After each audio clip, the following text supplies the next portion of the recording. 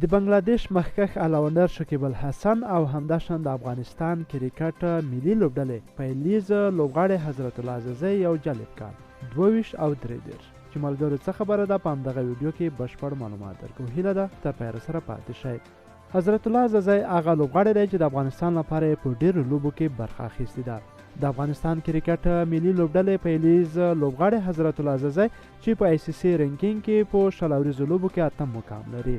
تر اوسه پورې د افغانستان لپاره په بیټینګ کې په ODI 14 میچونه کړي دي او 14 اننګزونه یې لوبولي دي چې 311 منډې لري او همداشان په T20 سیالیو کې بیا په 15 لوبو کې لوبېدلی دی چې 1500 منډې لري. حضرت الله عزیزی په لومړی ځل په ODI سیالیو کې د آیلینډ پر وړاندې په 2018 کال کې مخ شو او وروستنۍ لوبه یې ویسټ انډیز سره په 2019 کال کې وه.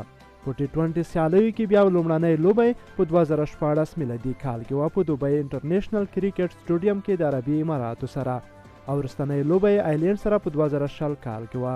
حضرت الله عزیزی په 1998 د مارچ په 23مه نیټه په پکتیا کې پیدا شوی دی یا نړۍ ته راغلی دی چې تېره ورځ 22 کلن شو او همداشان د بنگلاديش کرکټ ملي لوبډلې نامتو او مخکښ آلراونډر شکیب الحسن چې د نړۍ یو له مخکښو آلراونډرانو څخه دی 33 کلن شو.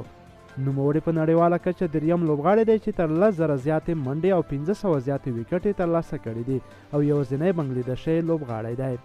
شکیب الحسن باندې ICC تیر کال 2 کاله بندیز ولګاوه په دې خاطر چې ځینو کسانو هغه سره په لوبو کې د فساد لپاره اړیکه نیولې وه او شکیب الحسن پرې ICC نه وه خبره کړې چې دې سره شکیب الحسن 33 کلن او همداشان حضرت الله عزیزی 22 کلن شو.